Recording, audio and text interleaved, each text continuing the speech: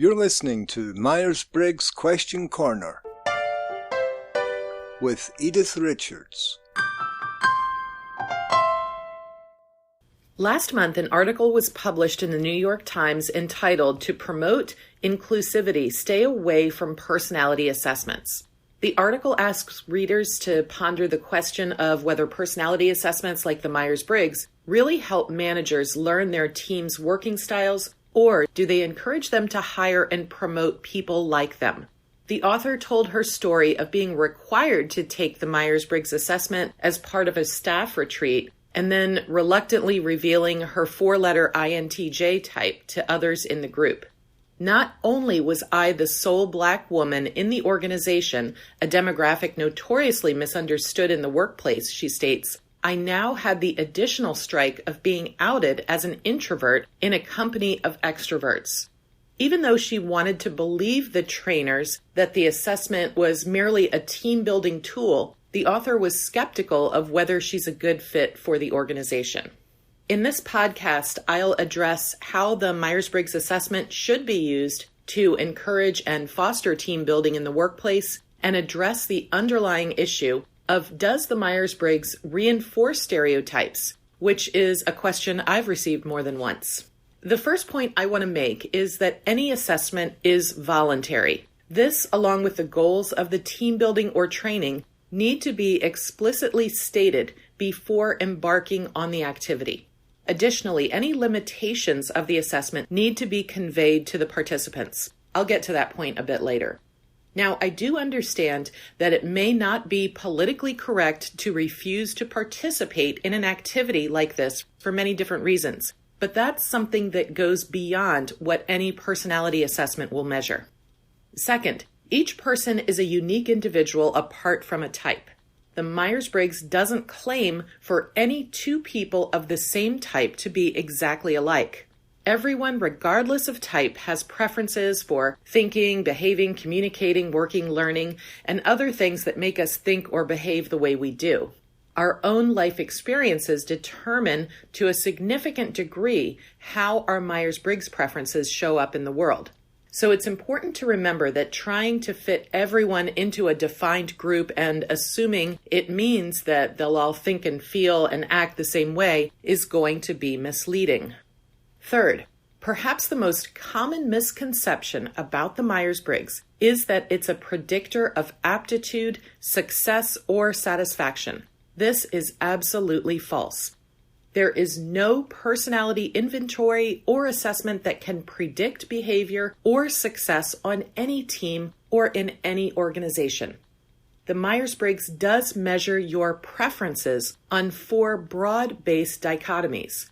Unfortunately, some people who use the instrument don't fully explain the concept of preferences to ensure an understanding of the dichotomies.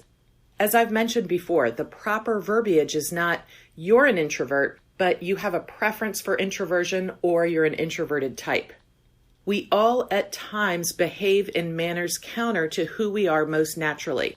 Just because you prefer introversion and thrive in quiet spaces and need alone time doesn't mean that you can't function perfectly well in extroverted environments where people talk and process verbally with each other and laugh and are expressive.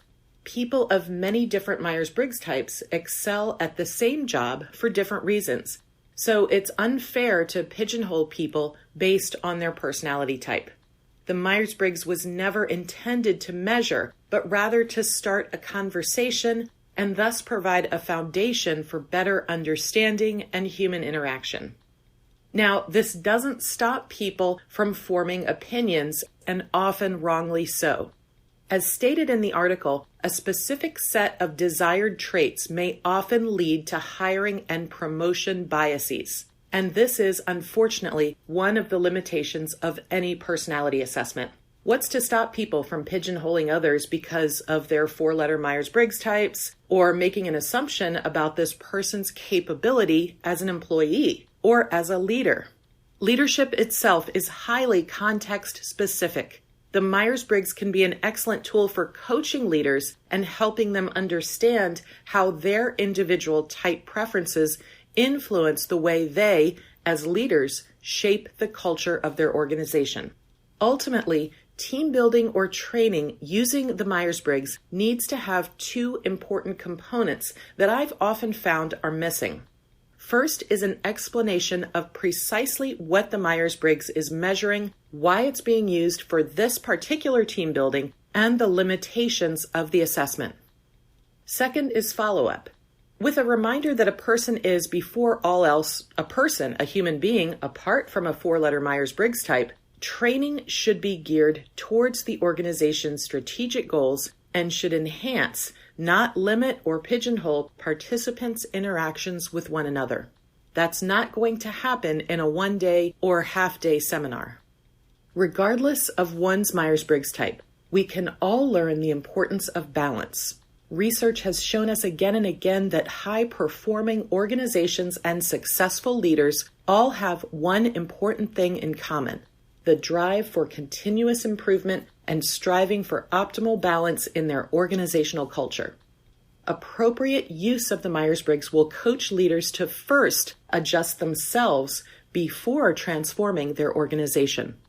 The purpose of the Myers-Briggs is to enhance self-awareness, and in doing so, leaders can see how their preferences influence the way they shape their organizational culture. In short, in my nearly 20 years of using the Myers-Briggs assessment, I've found that the tool used isn't nearly as important as the facilitator is in helping people, or teams in this case, increase their own self-awareness, leading to better motivation, self-management, and communication. But it's a two-way street.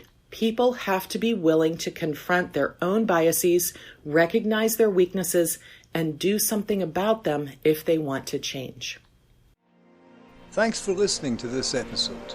If you'd like to hear more, or you'd like to submit a question yourself, then you can find us at www.atopcareer.com. Until next time. MBTI and Myers-Briggs are registered trademarks of the MBTI Trust.